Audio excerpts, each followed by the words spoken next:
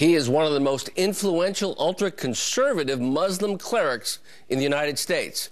But this Southern College professor says ISIS does not represent his faith, and now they're threatening his life as a result. Joining us now is religious studies professor at Rhodes College in Memphis, Dr. Yasir Qadhi. Dr. Qadhi, good morning. Good morning. Why are you speaking out so forcefully against ISIS? Well, I think it's the religious duty of every single Muslim when a group is hijacking the faith, when a group is misrepresenting the faith, to clarify to the broader world that that faith has nothing to do with the brutal actions of ISIS. ISIS and its beheadings, its burnings of people, its viciousness does not represent my faith, and I feel obliged, religiously obliged, to speak out and tell the world that my faith gives me peace and security. It tells me how to live in this world. It has nothing to do with the fanaticism and the barbarity of ISIS.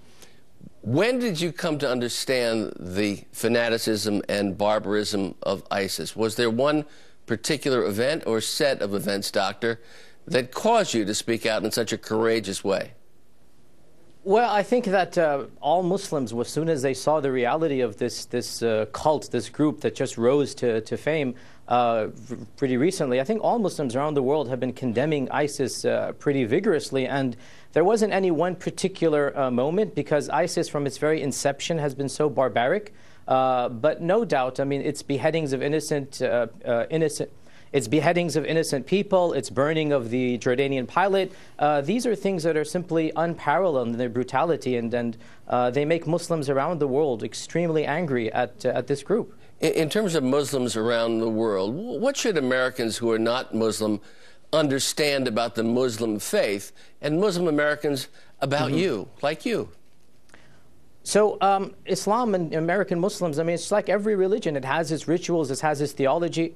Islam is all about the worship of God, and it's the God of Abraham and Moses and Jesus and Muhammad. So American Muslims are no different than any other religious group in terms of we have our rituals, we have our theology, and I would encourage everybody to not believe everything you see on TV and just go to a local mosque or find a Muslim colleague and ask them directly. Go to the source and you'll see we're just as human and we're just as American as every other religious group out there.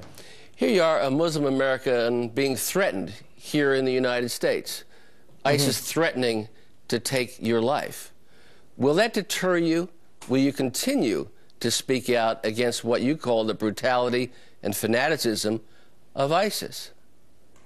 I, along with all other American Muslims, and really Muslims worldwide, I mean, it's our religious duty, and especially with regards to Muslim clerics like myself, I think it's my God-given duty, I think it's my responsibility to speak out against this group. And so as long as I'm alive, I ask God for the courage to speak out against every injustice and brutality, including that of ISIS. Is there an opportunity for any discussion with ISIS, or does it need to be handled in a different way? I think that the sympathizers of ISIS, we can talk to them. We can, like I just saw this video clip of the 3 girls. I wish I could have gotten to them and spoken to them before they decided to go. But I think the people that are actually running ISIS, I think that they've made up their minds, and there's just you cannot negotiate or talk to people that are going to burn people alive. I think that's beyond scope.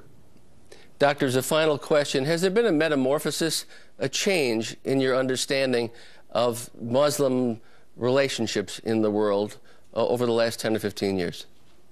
Yes, of course. I think all of us grow and mature, and as I've matured as well, all of us have basically learned from life's experience and wisdoms, and I think if a person remains the same at the age of 40, 50, 60 as they were when they were 20, they've kind of lost the experiences that life has given them. So all of us, including myself, have matured over the last few decades. Dr. Yasir Qadhi, we wish you safety, and we thank you for your courage and for speaking out in such a forthright way.